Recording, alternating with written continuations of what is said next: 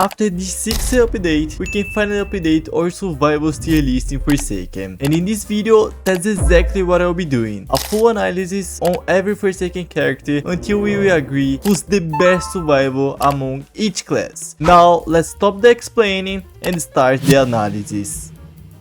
To start, we need to separate our survivals in 3 different classes, since we cannot put a full support versus a full attack character in the same place. Then, let's begin with Survivalist class.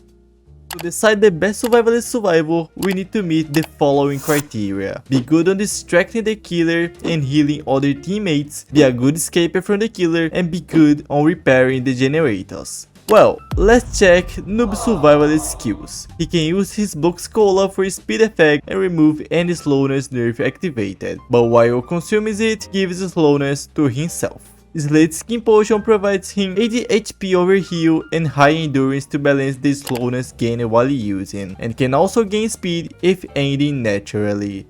Burger gives himself undetectable 1 and invisibility 4 for 10 seconds, which is good, but actually it's still visible, so that's a little useless. Then, for the second survivalist, let's check 0077 skills. He can create a clone of himself to distract the killer, but you need to be smart when using it or it's going to be useless. He can use his exploit to teleport away from the killer, but it slows himself 85% for 6 seconds, almost making you have a panic attack. And then, he can control his clone in 3 different ways that doesn't change much in the gameplay.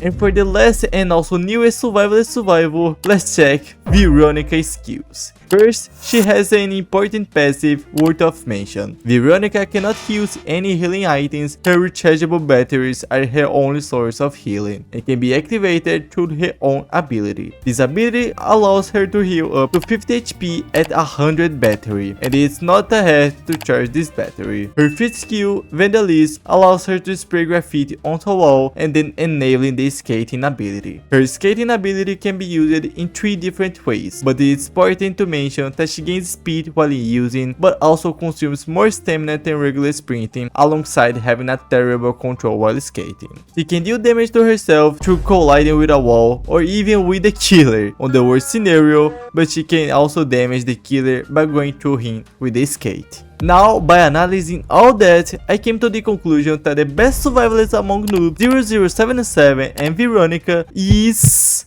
Noob. Let me explain why. Noob is a very versatile survivor. He can gain speed by drinking his own Box Cola, allowing him to run fast into the killer in dangerous moments. If catched by the killer, he can use the Skin Potion to gain endurance or even to heal himself. And if a dark map, the Burger invisibility is pretty decent since it's difficult the killer to see Noob.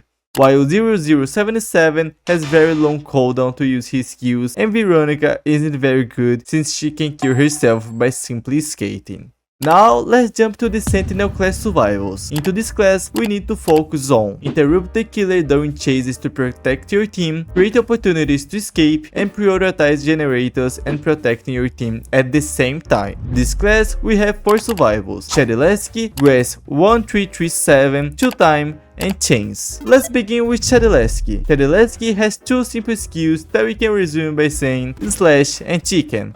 Oops, I meant healing. Yeah, that's everything. Now let's jump to Grass. Grass is a very balanced fighter. He can block while gain resistance 5, aka invisibility, and gain speed by doing that. He can also charge the killer by dashing forward, and he can also punch the killer in the face by using his punch ability that stuns the killer and gains resistance for doing that. Now let's go to 2-time, a very annoying one. Well, let's begin with his passive, which is very clear what is it since it said on his name 2-time.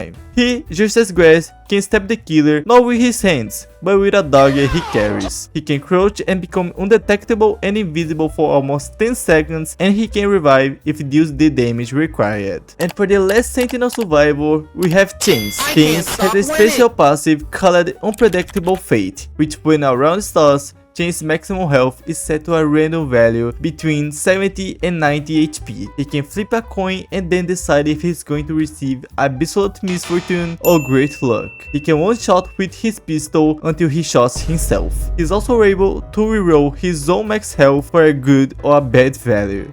And his last skill removes all weakness and nerfs he have. Now that being said, it's time to choose our best Sentinel survival. By what I analyzed, the best Sentinel role is going to 2-time. The reason why I say that is because for almost every 2-time skill that can attack the killer, it also heals himself and applies some nerf to the killer. And by that, he is the perfect balance between attack, defense, and even support itself. Being honest, probably the best survivor in the game, if not by the classes separating it. Now let's move to the last class, the support class. For the support survivals, we have Dusekkar, Builderman, and Taph. Beginning with Elliot. Elliot has a very support passive that for any objective contributed, Elliot gains a 5% increase in how much he heals others. By the way, it can stack up to 25%. Another passive he has allows him to see any survivors that take damage, allowing him to respond faster and help his teammate as fast as he can. Elliot can throw a pizza and heal others 50 HP, then it heals 20 HP for over almost 3 seconds. Sadly, he cannot eat the pizza himself, he's just the delivery guy. And then his last skill makes him gain speed 3 for 3 seconds too. He can use that only 2 times, by the way. Now moving on to Dusekkar. Dusekkar is a good support with a protection skill that casts a shield on an ally for up to almost 4 seconds. The ally gains resistance 4, but Dussekkar's speed is reduced. By the way, if you try to receive a lot of shields from more than one Dusekkar, they will start to get blind and slow. Dusekkar is also a hidden mage that can fire a magic beam that slows the killer and can also give speed and healing for other survivors by using the same skill. Time to see about Builderman. He only has 2 skills and everything is about construction. I don't know why. He can place a sentry that targets nearby killers, dealing damage and inflicting slowness for 1 second. But if he gets any damage while building, it's going to be cancelled. He can also build a dispenser in front of him that heals up to 1 HP per second others around it. And for the last support survival, we have our amazing and great Taph, my favorite. Taph can place a lot. When I say a lot,